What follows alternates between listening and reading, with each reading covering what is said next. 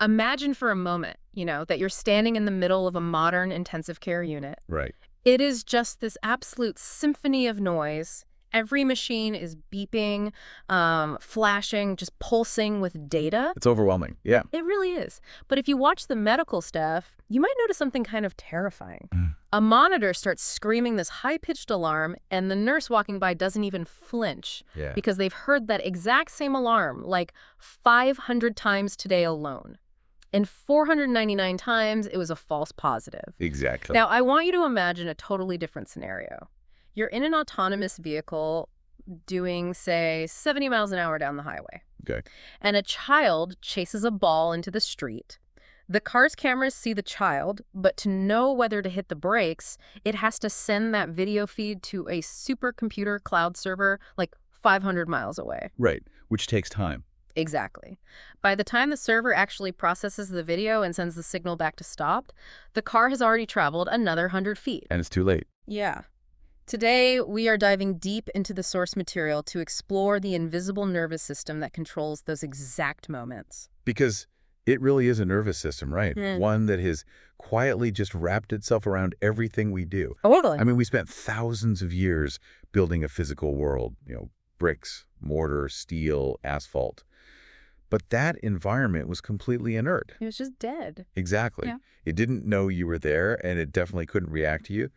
But what we've done over the last decade or so is we've started to wake the physical world up. Yeah. We've given it sensory organs, we've given it a brain, and most importantly, we've given it reflexes. And we are talking, of course, about the Internet of Things, or IoT.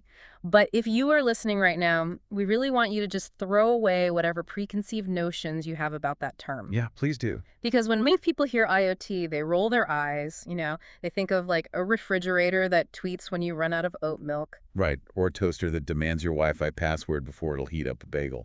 Exactly. We think of it as this gimmicky consumer tech, but to truly understand the world we are living in right now, we have to look way, way past the smart home gadgets. Absolutely. In this deep dive, we are going to decode the actual anatomy of this global hyper-connected web. We're going to trace the plumbing of how data is generated, how it travels through these invisible pipes, and how it is transforming incredibly high-stakes environments. And critically, we are going to stare directly at the terrifying security threats lurking just beneath the surface of all this convenience. Oh, yeah, because the threats are very real. They are.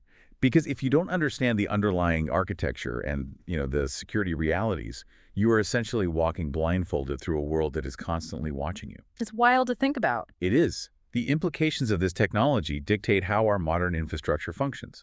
I mean, it determines whether our power grids stay online, whether our hospitals can function, and whether our cities operate smoothly or just grind to a halt. So let's unpack this from the ground up. Because before we talk about the incredible tech we have today, it's really worth remembering that this didn't just happen overnight. No, not at all. This waking up of the physical world, it actually evolved in 3 very distinct waves.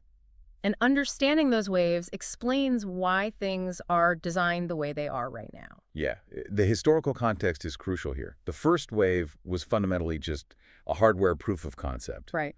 Going back to the early days of RFID tags and really basic network cards, the challenge was simply, can we take an everyday, completely analog object and make it talk to a digital network? Right. Like, is it even possible? Exactly. It was an immense engineering challenge just to get a physical item to register its existence on a computer screen somewhere else. So it was just getting a foot in the door, the absolute baseline of connectivity. Yeah, that's exactly what it was. But once we proved we could do that, we hit the second wave. And this was the era of intense development. Okay, so what changed? Well, engineers realized that just knowing an object was there wasn't enough, right? We needed to know what the object was actually experiencing. Ah, I see. So the focus shifted entirely to sensor technology and deployment protocols. We started developing highly specific sensors that could measure really minute changes in temperature, pressure, chemical composition, spatial orientation. So we had to build the sensory organs. Exactly. We were building the eyes and ears. Which brings us to the third wave, right? The era we are living in right now. Because once you deploy billions of highly sensitive sensory organs all over the planet, suddenly you have an entirely new problem. You have an avalanche. Yeah. The third wave is characterized by an absolute unrelenting obsession with data. We have moved entirely past the novelty of, can we connect it? Right, that's a given now. Now the entire industry is fighting a war over how to collect, process, store, and secure this absolute tidal wave of information. Let's talk about the physical reality of that data generation, the foundational building blocks at the very edge of the network. Because the absolute starting point of the data journey relies on two main categories of hardware sensors and actuator. Right. And it's really important to understand the physics of what these little devices are actually doing out there. They are essentially the translators between the analog reality and the digital network. Right. So sensors are the data gatherers. Their entire job is to capture a raw physical measurement. Exactly. Take smart agriculture, for example. You have a farmer managing 10,000 acres, and they deploy soil moisture sensors. Right. That sensor isn't a computer in the traditional sense, right? It's not doing complex math. It just sits in the dirt, and its electrical resistance changes based on how wet the dirt is. Very simple. Yeah, it takes that analog physical reality wet dirt and converts it into a simple digital signal. It's an input device. And it is entirely passive in terms of its effect on the environment, Mm-hmm. which observes. Right. But then you have actuators, which are the exact opposite. Actuators take action. Okay. They take a digital signal from the network and convert it back into a corresponding physical force like movement or tension or, the opening of a valve. So if the soil moisture sensor tells the network the dirt is dry, the network sends a signal to an actuator attached to an irrigation pipe, Yes. and the actuator receives that electrical pulse and physically turns a mechanical gear to open the water valve. Exactly. If the sensors are the eyes and ears of the environment, gathering sensory input, then the actuators are the hands and muscles. Oh, I love that imagery. Sensors are the eyes, actuators are the muscles. Yeah, they are the mechanisms that allow a digital brain to physically manipulate the real world. But the fascinating part is what happens in between, right? Yeah. Because once the eyes gather this raw data, it has to go somewhere. It doesn't just magically teleport to a data center. No, it definitely doesn't. It has to traverse what engineers call the access network. And the unsung hero here, the critical bridge, is the gateway. Oh, the gateway is essential because we are dealing with a Tower of Babel situation out there. How do you mean? Well, you have all these tiny sensors out in the field, and they are usually running on incredibly low power, right? Yeah, tiny batteries. So they don't have the energy or the hardware to speak the complex protocols of the open internet. They speak their own simple local languages. Oh, okay. So the gateway sits there, aggregates the data coming from multiple local sensors, translates it, and forwards it toward the central platform. It's like the bridge between the local device network and the wider backhaul network. Exactly. So data flows from the sensor to the gateway up to the cloud. But here is where the traditional architecture completely falls apart. And it goes back to that autonomous car scenario I mentioned earlier. Right, the self-driving car. Yeah, I was reading about the sheer volume of data involved in modern mobility in our source material. And the numbers are just staggering. Oh, they're massive. A single self-driving car, loaded with radar, LiDAR arrays, high-definition cameras, and internal telemetry, it can generate up to 6 gigabytes of data every single second. Every second. It is an astronomical amount of raw information. So here's my question. We spent the last 20 years building the cloud, right? We have these infinite data centers filled with supercomputers in places like Virginia and Oregon. Yep. So why not just pipe all that 6 gigabytes a second straight up to the cloud? Let the Amazon or Google supercomputers process the LiDAR data, figure out what's on the road, and just send the driving instructions back down to the car. I mean, on paper, that sounds great. Right. Why does the car need to think for itself? Because you simply cannot defy the laws of physics. Physics gets in the way. It always does. First, consider the bandwidth. Sending 6 gigabytes of data every second over a wireless cellular network is incredibly intensive. Sure. Now multiply that by 100,000 cars on a highway in Los Angeles during rush hour. You would instantly saturate and collapse the entire cellular infrastructure of the city. Oh, wow. Yeah. Just completely overload it. But the even bigger issue, the literal life and death issue, is latency. The delay in the signal making the round trip. Precisely. Even at the speed of light, data takes time to travel, right? It has to go through fiber optic cables, route through internet switches, reach a data center, get processed, and travel all the way back. Right. That round trip might take a few hundred milliseconds.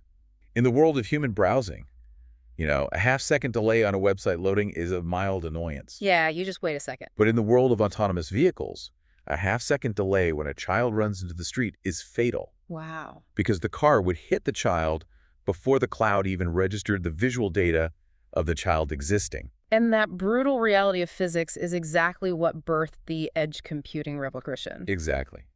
We realized we couldn't send the data to the brain, so we had to move the brain to the data. That is such a great way to frame it. So that's edge processing in a nutshell. Yes. It is defined as moving data aggregation, manipulation, bandwidth reduction, and logic geographically close to the sensors and actuators. So it happens at the absolute edge of the network, right where the data is being generated. Right. So instead of the car acting as a dumb camera streaming raw video to a data center, the car itself is a supercomputer. It has to be. It processes the LiDAR locally, recognizes the obstacle, fires the actuator to hit the brakes instantly, and then maybe an hour later, it just sends a tiny compressed text file to the cloud saying, hey, I executed an emergency stop at this location. This architectural shift is formalized in a model called Customer Premises Edge Compute, or CPEC. CPEC, okay. It involves physically putting computation devices right on the site, adjacent to the sensors.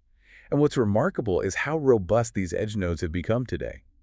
We aren't just talking about simple microcontrollers anymore. Right. The sources highlight that these nodes are utilizing standard, powerful architectures. We are taking x86 or ARM processors, the exact same architecture that runs your laptop or your smartphone, and we are shrinking them down, ruggedizing them, and bolting them to the top of a traffic light or inside a tractor. Yeah, and they are running full operating systems, usually lightweight versions of Linux. Wow. They have to, because they are doing incredibly complex local analysis. And to manage this, these edge systems utilize a component called an information broker. Okay. I think of the information broker as a highly efficient local filing cabinet. That's a good way to put it. It acts as an onboard data store. When a sensor generates a reading, it hands it to the information broker. Okay. The local edge processor can then query that broker immediately, run its algorithms, and make a decision without us ever needing to ping a remote database across the country. So it provides that critical local storage and processing buffer. Exactly. So we've solved the latency problem by putting powerful brains right at the edge. But even with edge computing filtering out the noise, the distilled, important insights still need to travel across the world. They do. The nervous system still needs a spinal cord. Exactly. And getting data from a physical object into the network involves a wild diversity of wireless technologies, because you obviously can't use the same type of connection for a speeding autonomous car with a massive battery as you would for a tiny stationary sensor buried underground. No, you can't. The connectivity landscape is entirely driven by physics and trade-offs. Trade-offs. Yeah, whenever you design an IoT network, you are caught in this permanent tug-of-war between three factors: data rate, range, and power consumption. You can usually have two, but you can almost never have all three. Right. So let's walk through that spectrum. If you have devices that are very close to each other, you use WPAN, Wireless Personal Area Network. Right. This is your classic Bluetooth. It's great for connecting your smartwatch to your phone in your pocket. Low power, decent data rate, but terrible range. Exactly. But then you step up a bit to short and mid-range mesh networks, where devices can actually bounce signals off each other to extend the coverage. Zigbee is the classic example here, right? Zigbee is phenomenal for smart home environments. It uses very little power, but its true brilliance is the mesh topology. Because every device you plug in acts as a repeater. Exactly. So if a smart lock on your front door can't reach the central hub in your living room, it doesn't matter, as long as it can reach the smart light bulb in the hallway. And then the light bulb passes the message to the hub. Exactly. The network actually gets stronger and more resilient the more devices you add. That's so cool. And then we step up to WLAN Wireless Local Area Network, which is basically just standard Wi-Fi. Right. It has a great data rate. You can stream high-definition video over it, but it is notoriously power-hungry. Very. If you put a standard Wi-Fi chip in a battery-powered sensor, it will drain a standard battery in a matter of days.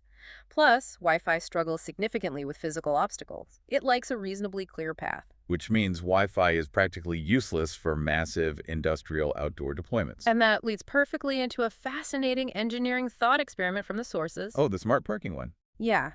Imagine you are a city planner. You want to implement a smart parking system across a major metropolis. Okay. You need to deploy 15,000 individual sensors, embedding one into the asphalt of every single parking space in the city.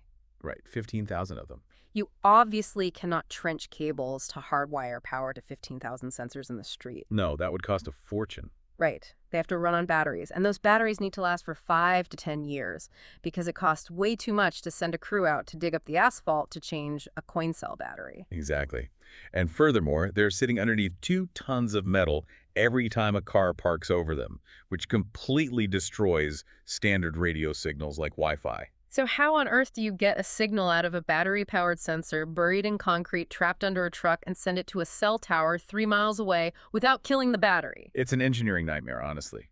But this exact nightmare is what burst LP1. Low-power wide-area networks. Yes. Technologies like LoRa and Sigfox. They represent a brilliant manipulation of radio frequency physics. Let's talk about LoRa, which stands for long range. And the way it achieves this is by completely abandoning the frequencies we normally use for data. Right. Wi-Fi operates up at 2.4 gigahertz or 5 gigahertz. Those are very high frequency, short, fast waves. Okay. LoRa drops way, way down. In the EU, for example, it operates in the sub-1 gigahertz range, specifically around the 868 megahertz ISM band. And that drop in frequency changes everything about how the wave behaves in the physical world. It changes everything. Lower frequency radio waves are longer and slower, they propagate much further, and more importantly, they have vastly superior penetration characteristics. Meaning they go through stuff better. Exactly.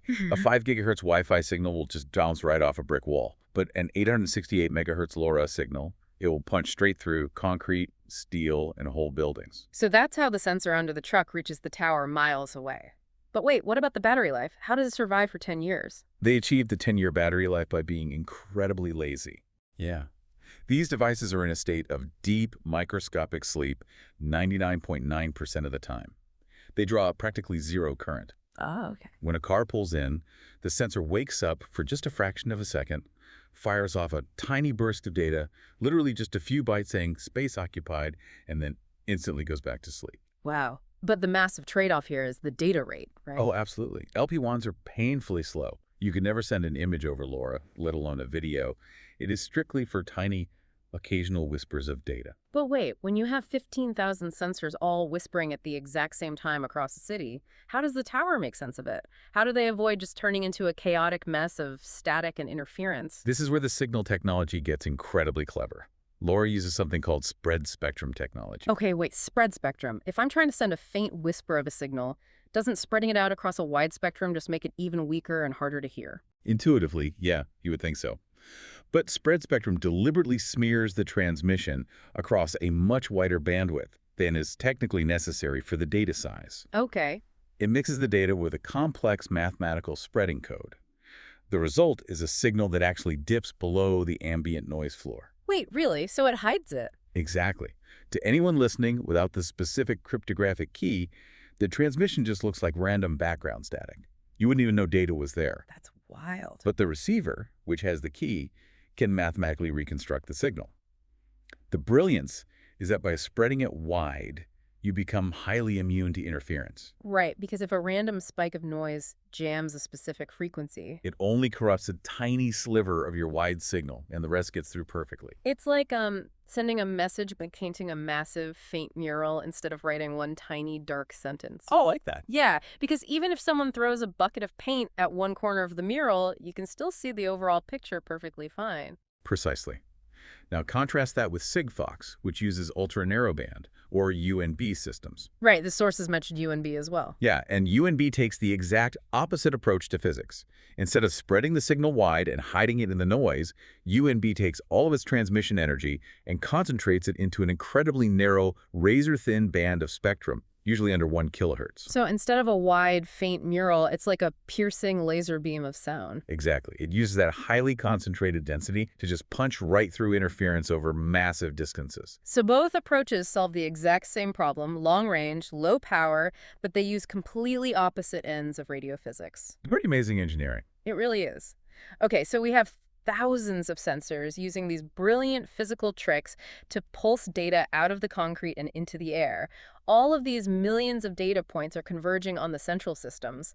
But how is this data actually digested by the computers on the other end? That's the next big hurdle. Because we aren't talking about downloading a single file. It is a never-ending, relentless river of numeric values. And this brings us to the core of data processing architectures.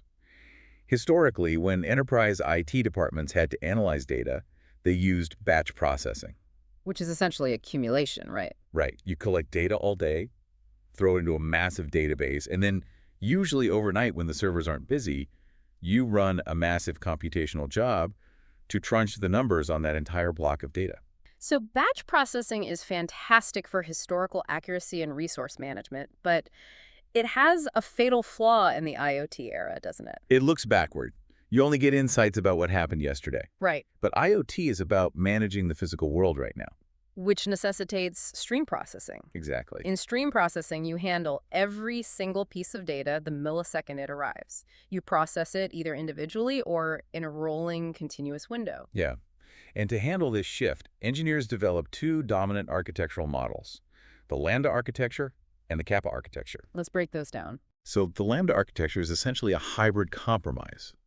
It maintains a traditional batch layer for deep, historically accurate analysis, but it builds a parallel speed layer of streaming engine right alongside it. Okay, so let's unpack this. Hmm. Traditionally, if a company wanted to process data, they'd use batch. So Lambda is kind of like a massive restaurant. Okay, I follow. You have a slow-cooked buffet in the back. That's your batch processing. It takes 12 hours to prep, but it can feed 1,000 people efficiently with complex meals. Right. But out front, you also have a made-to-order grill. That's your streaming layer. It gives you immediate hot food right now, even if it's a simpler dish. Lambda gives you the best of both worlds. It is a great analogy, but any chef will tell you that running two completely different kitchens simultaneously is an operational nightmare. Oh, true. And that is the exact problem with the Lambda architecture. You have to maintain two completely separate code bases. Oh, I see. The logic you write for the batch process has to be perfectly mirrored in the stream process. And keeping them synchronized as your system scales is incredibly difficult and prone to errors. Which is why the industry started shifting toward the Kappa architecture. Yes. And what Kappa does is radical. It just completely removes the batch layer altogether. In my analogy, Kappa fires the buffet chefs, throws out the slow cookers, and forces the entire massive restaurant to run exclusively off the fast-paced, made-to-order grill. That's exactly it. But wait, doesn't batch processing have immense value? Don't we need deep historical data mining to find long-term trends? Why would you throw that capability away? Well, you aren't actually throwing the capability away. You are changing how the system perceives time. How so? The genius of the Kappa architecture is that it treats everything as a stream. Oh, okay. Even historical data stored from 5 years ago is just treated as a stream of data that you can replay into the present. Wow, okay. So by forcing everything through a single stream processing engine, you only have to write and maintain one code base. It dramatically simplifies the engineering. It does. And pure stream processing is absolutely vital for dynamic environments where conditions change by the millisecond. Like it. Take radio frequency management. There is an open source tool called the Spectrum Streamer, which ingests time, frequency, and energy data from radio waves in real time. Okay. If you are managing a network of military drones or autonomous vehicles, you need to know exactly which radio frequencies are clear and which are jammed or experiencing interference at this exact second, so the devices can dynamically hop to clear channels. Right, that makes total sense. Running a batch process at midnight to discover that your drones were jammed at 2 p.m. is useless. Completely useless. You need stream analytics to provide actionable intelligence the moment the jamming occurs. And because this stream of data never stops, the systems employ techniques at the edge to survive the flood, right? Like compression, obviously. But the sources also mentioned dimensionality reduction. Oh, dimensionality reduction is critical. An edge sensor might be collecting 50 different variables, but maybe only 3 of them actually matter for predicting a machine failure. Right. Dimensionality reduction strips away the extraneous variables, compressing the data conceptually, not just mathematically, so you only send the absolute essence of the information through the stream. So we've built the foundation. We have raw sensors translating reality. We have powerful edge computers reducing the latency. We Hmm. have invisible low-power radio pipes carrying the data. And we have Kappa architectures streaming the analytics in real time. The nervous system is built. We've built the nervous system. But this architecture isn't just an academic exercise. It is fundamentally altering the human environment. It changes how we pay for electricity, how we navigate traffic, and how we survive a hospital stay. Yeah, but when you take this brilliant architecture and deploy it in the real world, you immediately hit a massive roadblock: interoperability. Systems refusing to talk to each other. Exactly. You have city governments buying sensors from 50 different vendors, and they're all speaking proprietary languages. Right. In the ecosystem, we have information providers, the entities that physically deploy and own the sensor networks, and we have information consumers, the developers and organizations that want to build applications by fusing data from multiple providers. But before a consumer can fuse data, they have to find it. The critical first step is discovery. Yep. Because you can't write an app to optimize traffic lights based on air pollution if you don't even know the city has air pollution sensors or how to access their databases. And to solve the discovery problem, we have to standardize how data is described. Right. We use frameworks like the BT Data Hub, which forces providers to categorize their data into highly specific classes. Let's run through those classes because it really paints a picture of what this invisible data world actually looks like. Sure. First, you have metadata. This is data about the data.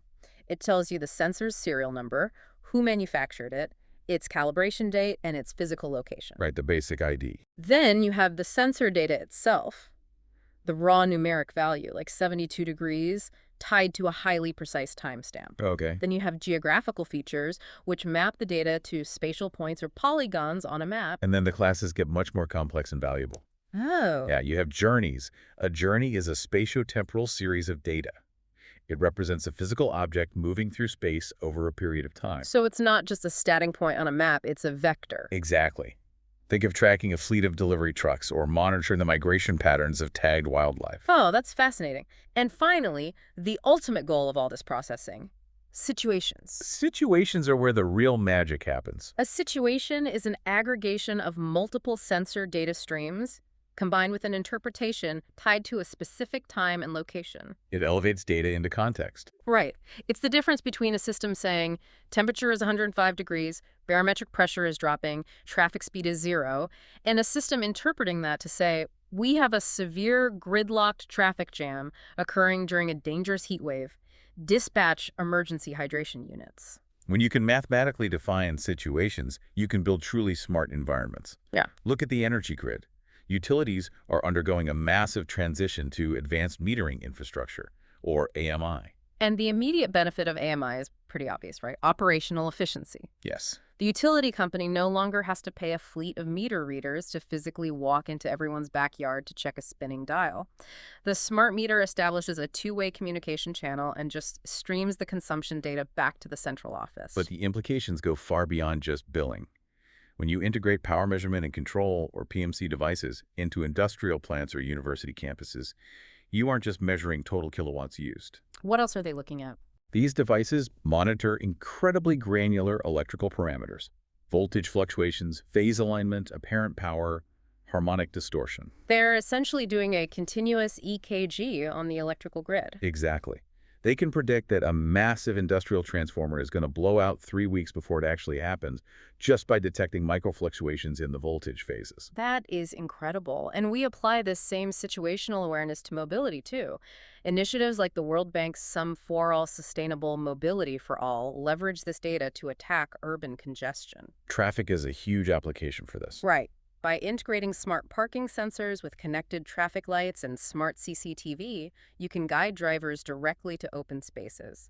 This completely eliminates the cruising phase of parking, where thousands of cars slowly circle the block, which is a massive contributor to urban carbon emissions and gridlock. And they are even using artificial intelligence and machine learning to estimate air pollution levels in neighborhoods where physical IoT sensors haven't even been installed yet. Wait, really? How does that work? They feed the AI historical pollution models, mix it with real-time traffic flow data from the cameras, and the algorithm can highly accurately infer the air quality on a specific street corner.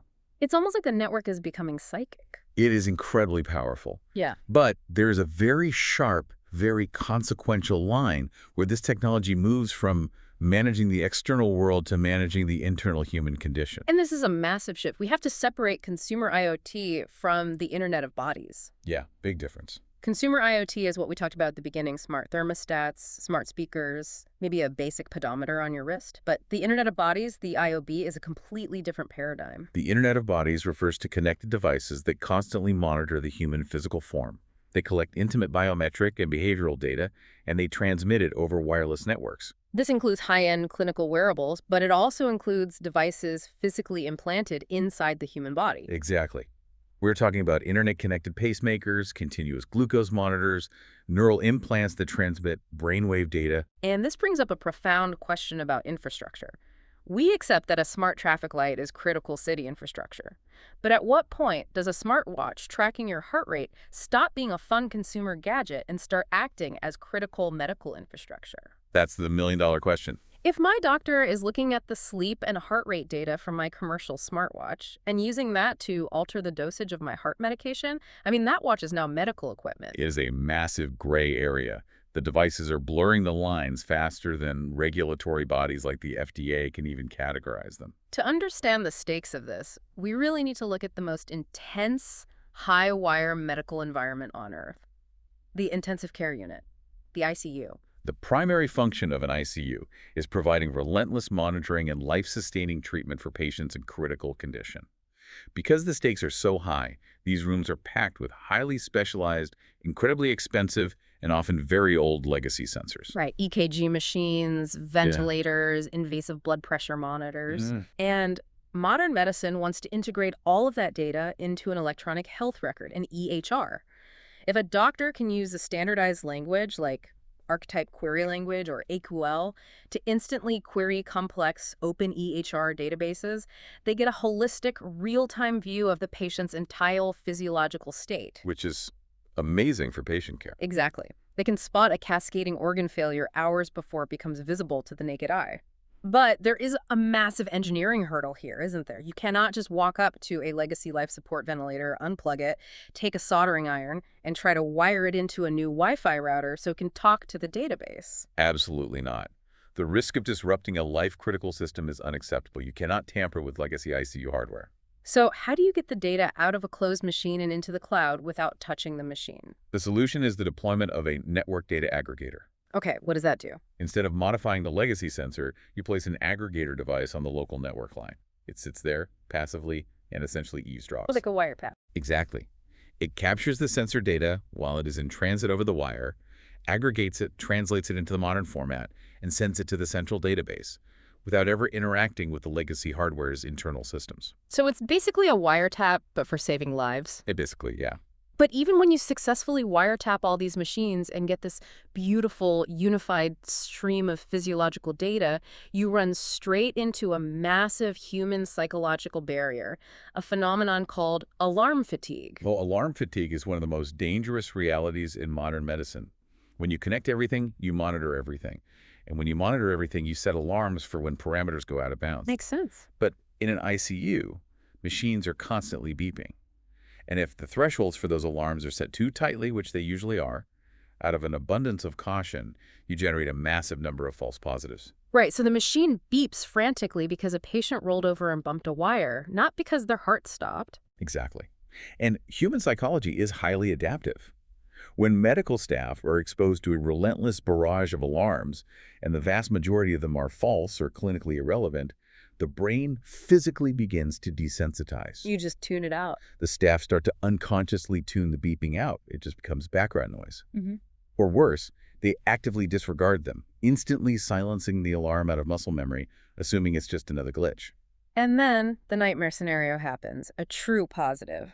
A patient actually goes into cardiac arrest, the alarm goes off, but the staff delay their response. Because they assume it's another false alarm. They take their time walking to the room because they assume it's just the machine crying wolf again. Alarm fatigue literally costs lives. It is a stark reminder that simply gathering more data isn't always better. No, it's not. If the data isn't filtered, contextualized, and presented with human psychology in mind, it can actually degrade the system. It is the ultimate paradox of the third wave of IoT. We are drowning in so much awareness that we are becoming blind. That is so well said, and that leads us to a truly terrifying thought.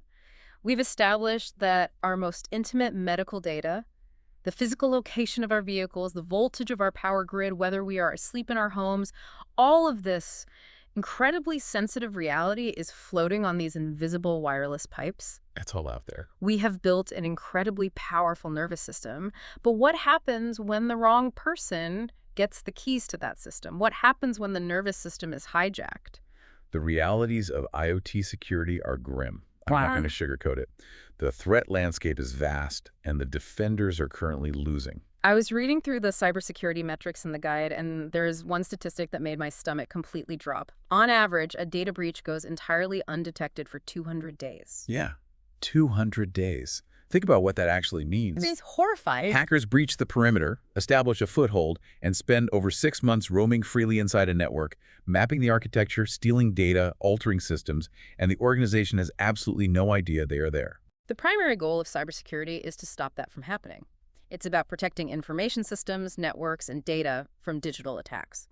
And the foundation of this protection rests on three core principles, known as the CIA triad. Right. Confidentiality, integrity, and availability. Let's quickly define those. Sure. Confidentiality means keeping secrets secret, ensuring unauthorized people can't run the data. Integrity means ensuring the data hasn't been maliciously altered or corrupted.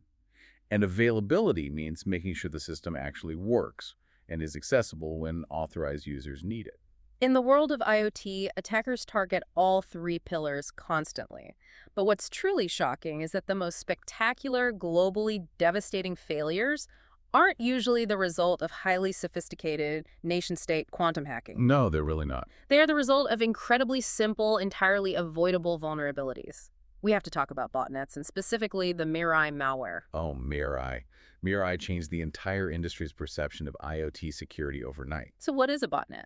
A botnet is essentially a zombie army. It is a massive network of hijacked, infected IoT devices that are remotely controlled by a single hacker called a bot master. And the Mirai malware created one of the largest botnets in human history. It took down massive chunks of the global internet, but the way it did it is infuriating. It didn't crack advanced encryption, right? No. It exploited something painfully simple: default credentials. Manufacturers shipping devices with hard-coded usernames and passwords. Literally shipping millions of smart cameras, home routers, and DVRs where the login was admin and the password was password or 12345. I mean, we just spent half an hour marveling at the genius of spread spectrum LP1 radio physics and Kappa streaming architectures, and you're telling me the internet was brought to its knees because people didn't change the password from admin123. I know, it sounds ridiculous. How is that even possible in the modern era? To understand why this happens, you have to look at the brutal economics of IoT manufacturing. Okay, economics. The consumer electronics market is fiercely competitive, and time to market is everything.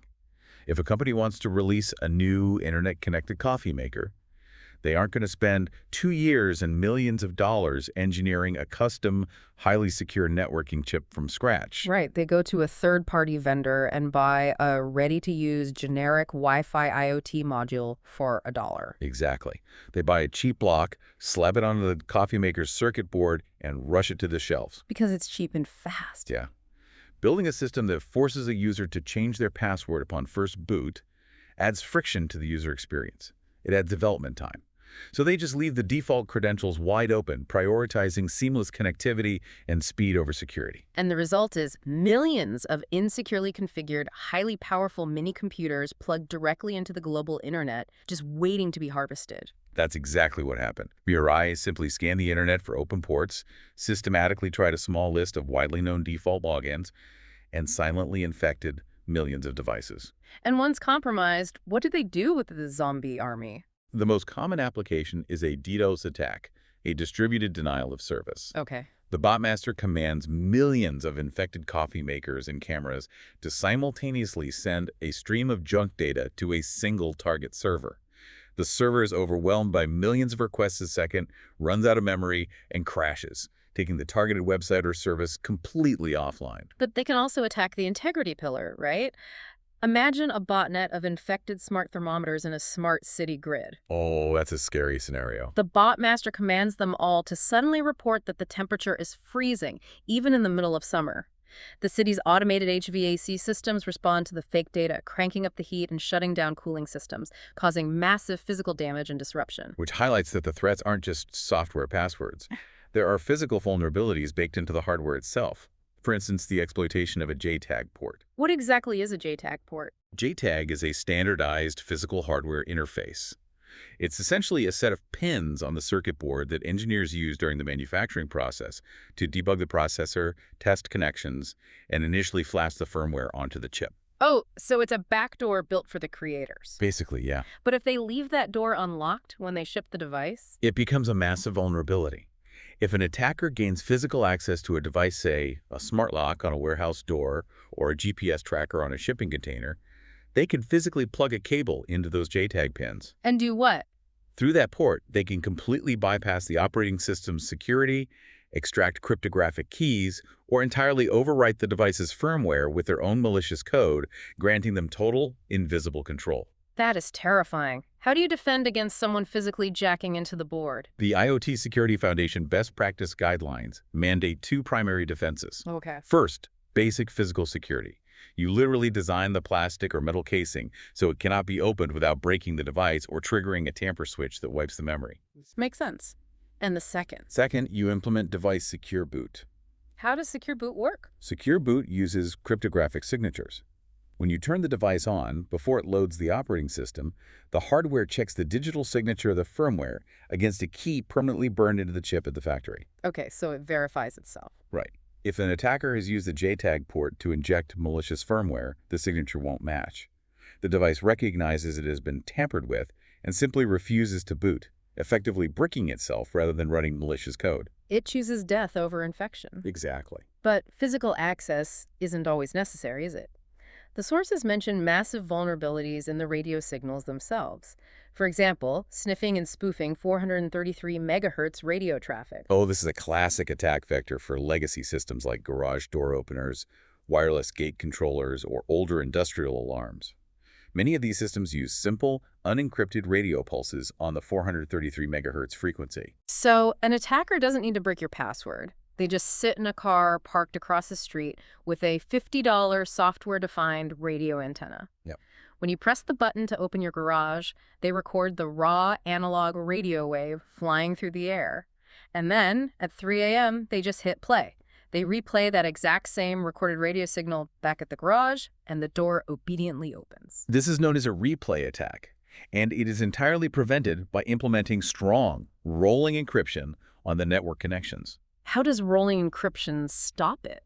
Encryption scrambles the data, not just when it is stored, but while it is in transit through the air. Even if the attacker records the encrypted signal, they can't mathematically reverse it to figure out the command. And rilling codes mean a recorded signal is useless a second later because the accepted code has already changed. So, knowing all these terrifying vulnerabilities exist, how do companies figure out if their specific networks are exposed before the bad guys do? They don't just guess, right? No, they perform reconnaissance and penetration testing. They hire ethical hackers to actively try and break into their own systems. And it is fascinating how these pen testers operate because they start the exact same way a malicious hacker does, with exhaustive information gathering. Right. Before they ever fire a single piece of exploit code, they map the target. And they rely heavily on OSINT open source intelligence. This is the practice of finding sensitive information that the company has inadvertently left freely available to the public. And one of the primary tools for this is Google hacking. Yeah, people think of Google as just a way to find websites, but it is actually indexing the raw file structure of the internet. So how does Google hacking work? It involves using highly advanced specific search operators to filter the billions of indexed pages to find exposed directories, configuration files containing passwords, or sensitive internal documents that a company accidentally left on a public-facing server. They also use techniques like DNS zone transfers, right? They do. The domain name system is essentially the phone book of the internet. A zone transfer is essentially a hacker asking the target's phone book to dump every single entry it has. And if it's configured poorly? If configured poorly, the server will hand over a massive list of internal subdomains, essentially handing the hacker a highly detailed map of the company's entire internal network infrastructure, all without ever breaching a firewall. Wow. It is critical to differentiate this OSINT reconnaissance from other types of intelligence gathering. OSINT is strictly public data. Exactly. It is fundamentally different from relying on classified imagery from spy satellites or secret intelligence reports, which require government clearance. Hackers build their attack plans mostly out of the digital exhaust that companies leave lying around in plain sight. Now, when these ethical hackers actually begin the simulated attack, establishing the scope of the test is a massive legal and technical issue. Oh, absolutely. You can't just tell a hacker, hack my company. You have to define boundaries. And there are specific areas that are traditionally excluded from the scope. For instance, BYOD, bring your own device. Yeah, it is increasingly common for employees to use their personal smartphones to access corporate emails or internal apps.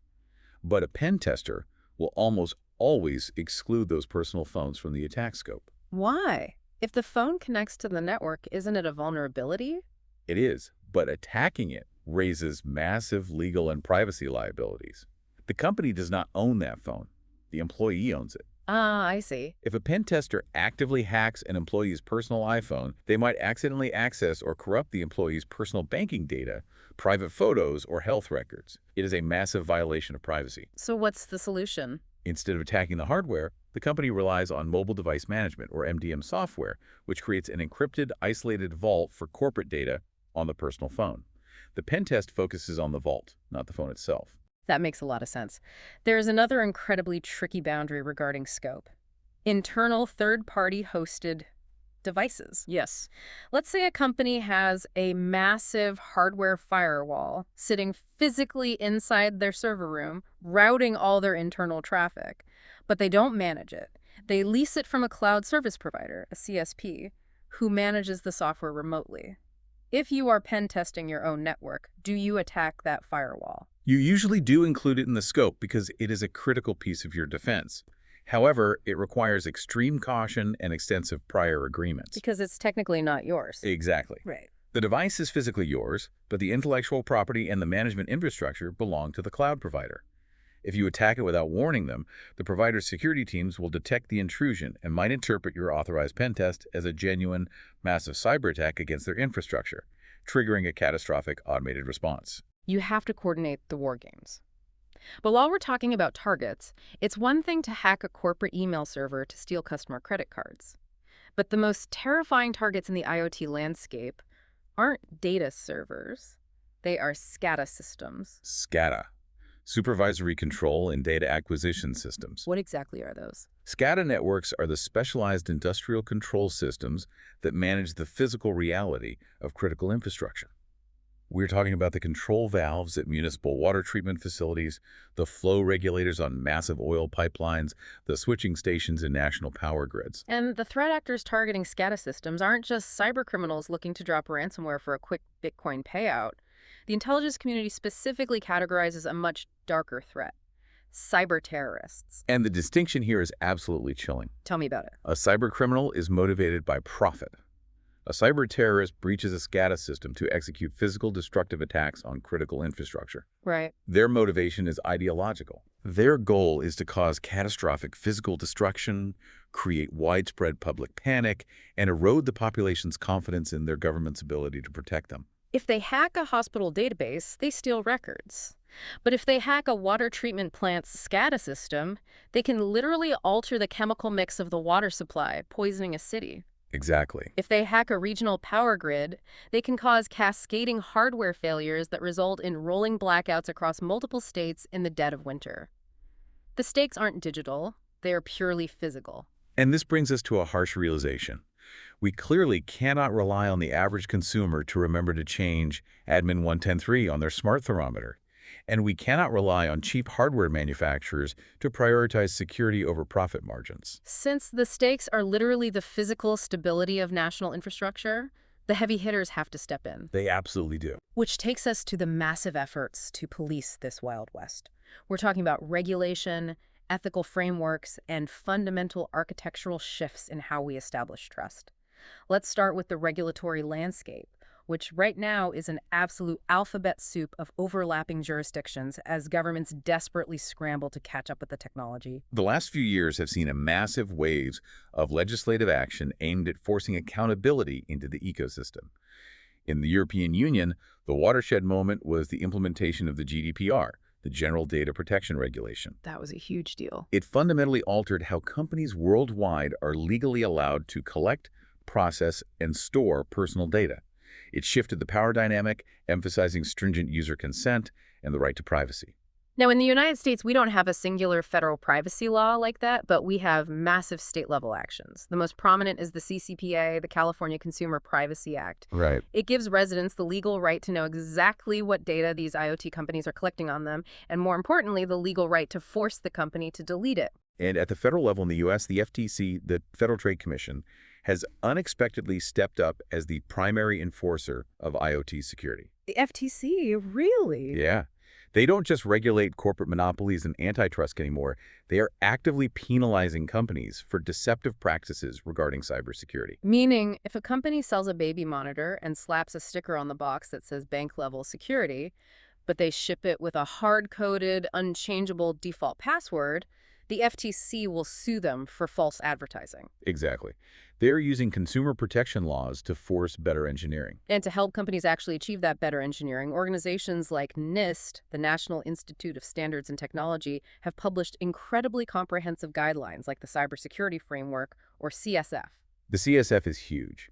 It provides a standardized, rigorous methodology for businesses to identify, protect against, detect, and recover from cyber risks. And internationally, you see most like the EU Cybersecurity Act, which granted a permanent mandate to ENISA, the European Union Agency for Network and Information Security. Right. Their goal is to create a unified, EU-wide certification framework. Oh, that makes sense. Imagine a system where connected devices have to pass a rigorous security test to get an EU-certified stamp before they can be legally sold, much like how electrical appliances have to be certified for fire safety today. It is also fascinating to observe how different nation-states apply this technology based on their governing philosophies. If we look at this purely objectively as case studies from the source material, we see completely divergent approaches. You really do. For example, the G7 nations released a Declaration on Responsible States Behavior in Cyberspace. This attempts to establish international norms, essentially stating that countries should not allow the IoT infrastructure within their borders to be used as staging grounds for cyber attacks against other nations. It's an attempt to create a Geneva Convention for the digital realm. Exactly.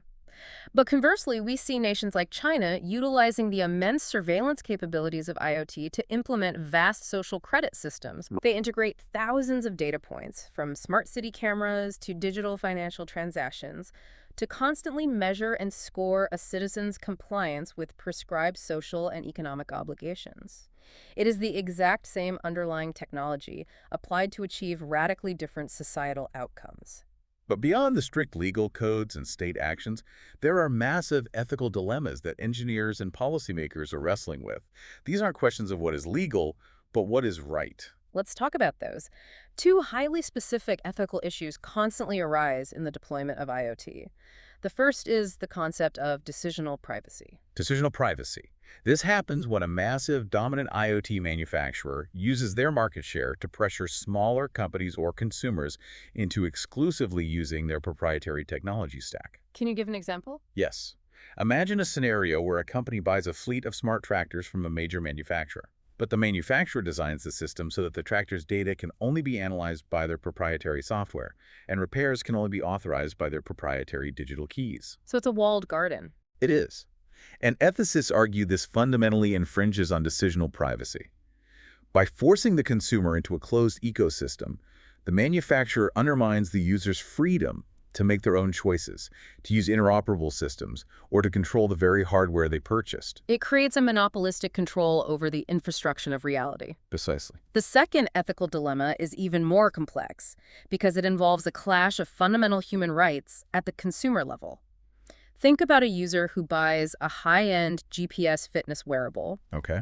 They run 10 miles every day, and they want to utilize their right to freedom of expression by posting their running routes, their heart rate, and their times to a public social media platform to compete with their friends. They are actively choosing to exercise their freedom of expression. But by doing so, they are doing it at the direct expense of their own privacy. And potentially the privacy and security of others. There was a famous incident where military personnel were using these fitness apps.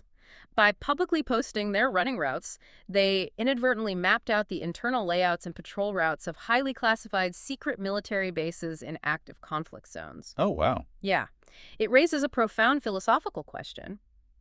If privacy is a fundamental human right, as documents like the GDPR argue, can you ethically waive that right for the sake of convenience or social clout? And if your waiver endangers others, should the platform even allow you to share it? It's a mess. But we have to move from the philosophical to the highly practical.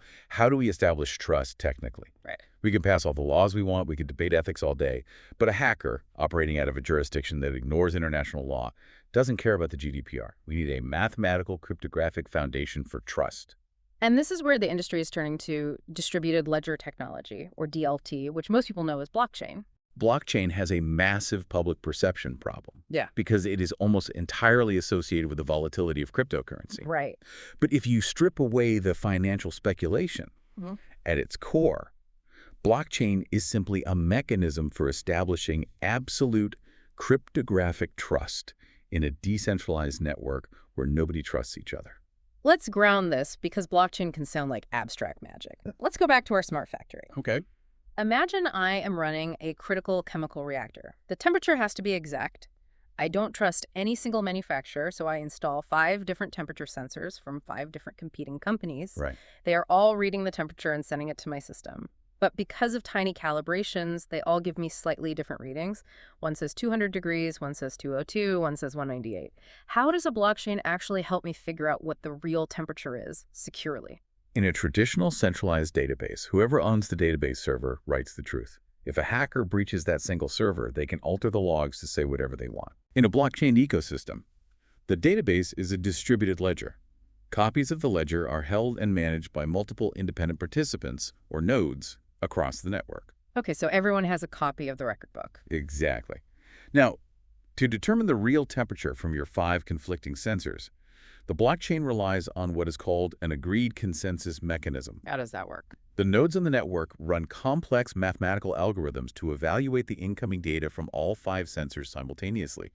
They analyze the variance, look for the overlapping truth, mathematically discard the outliers, and reach a synchronized agreement on the valid data point. This process provides a single version of the truth that everyone agrees on. Yes. But what happens next is the critical part for security. Okay, so once that true temperature is agreed upon, it is written into a block of data. And that block is cryptographically linked to the block that came immediately before it, using something called a hash pointer. Exactly. This continuous linking creates the chain, and it results in the most important feature of blockchain: immutability. It's immutability, meaning it cannot be mutated, it is permanent. Let's explore how a hash pointer actually ensures that. I like to think of it like a massive game of Jenga. Oh, I like this. Every time a block of data is agreed upon, a new wooden block is placed on top of the tower. But the hash pointer is like a magical string connecting every block to the one below it. That's a great visualization. The mathematical hash of block number 2 is entirely dependent on the exact data contained in block number 1. So, if a hacker tries to sneak in and retroactively change the temperature logs from yesterday, maybe to hide the fact that their negligence overheated the reactor, they're essentially trying to pull a block out from the bottom of the Jenga tower and swap it for a fake one. But the moment they alter even a single number in that past block, its mathematical hash changes completely. Because the hash changed, the string to the next block breaks. And the next block's hash becomes invalid, which invalidates the next one and the next one. Instantly, the entire Jenga tower shatters mathematically. And because every node on the network have a copy of the tower, they all instantly see the hacker's tower shatter. They recognize the tampering, reject the altered chain, and restore the truth from the consensus. It makes retroactively altering data practically impossible without controlling the majority of the entire global computing power of the network. Now, in the world of public cryptocurrencies, these ledgers are usually permissionless. Anyone in the world can download the software, join as a node, and participate in the consensus mechanism. But in the world of IoT, especially when managing critical infrastructure like power grids, you cannot allow anonymous participants to validate data. No, you definitely don't want a random teenager in a basement voting on the reality of a nuclear power plant's temperature. Exactly. So IoT relies on federated DLTs, or permission blockchains. The ledger is decentralized, but participation is strictly controlled and shared only across specific, verified organizations. For example, a consortium of 10 different utility companies might manage a shared smart grid ledger. It provides the security of decentralization, but maintains the accountability of a closed system. The engineering to integrate this is advancing incredibly fast. I was reading about how they are weaving this directly into the fabric of the new 5G cellular networks. They use something called a virtual network function, specifically VBCP, virtual blockchain processing. This is a brilliant architectural solution. We know that running complex cryptographic hashing algorithms requires significant computing power. You cannot ask a tiny battery-powered smart meter to mine blockchain cryptography. It would die instantly. So how do you secure its data on a blockchain? By using VBCP. In a 5G smart grid, utilizing advanced metering infrastructure, the VBCP acts as a powerful virtual gateway located deep within the cellular network provider's infrastructure. So it's offloaded. Yes. The tiny smart meter just sends its simple data over the 5G connection. The VBCP intercepts that data, performs the massive cryptographic heavy lifting to validate it, and securely commits it to the federated blockchain ledger on behalf of the device. The intense security happens seamlessly in the cloud, protecting the edge devices from exhaustion. It is layer upon layer upon layer of security, trying to wrap a shield around this massive, sprawling, fragile nervous system. Okay, we have covered a staggering amount of ground today. Let's take a breath and synthesize this incredible journey. It's a lot to take in. We started today at the absolute physical edge of the world. We looked at how raw sensors and physical actuators act as the eyes and muscles of a waking planet.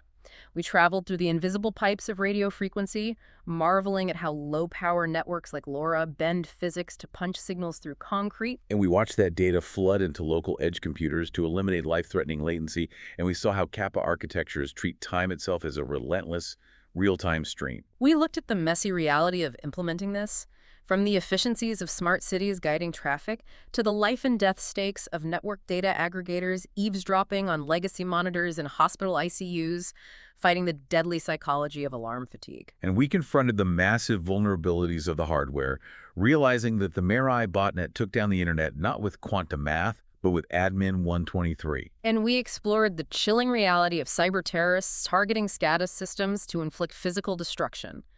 Finally, we looked at the massive legal, ethical, and cryptographic frameworks from the FTC and the GDPR to the immutable Jenga towers of federated blockchains that are desperately trying to keep it all secure. It is an ecosystem of unimaginable complexity, and the most important thing to realize is that it is not finished. It is growing exponentially every single day. But there is one final concept from the research that we need to leave you with today, a provocative thought to mull over. The ultimate goal of all this engineering isn't just the Internet of Things. The stated endpoint is the IoE, the Internet of Everything. The goal is to extend this hyperconnectivity to encompass people, processes, and machine-to-machine communications in one seamless, unified web.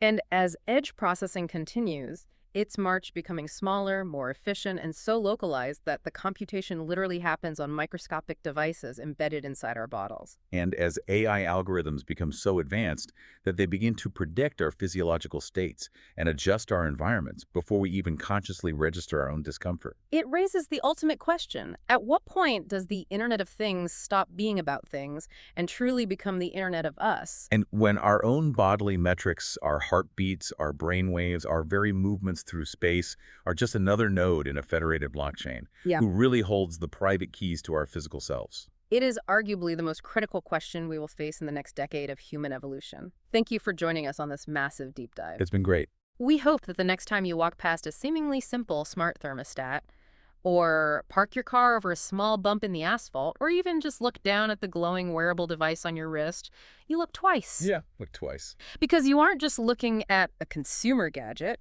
you are looking at the very edge of the world's new nervous system, silently blinking, watching, and sending its data into the dark. We'll catch you on the next deep dive.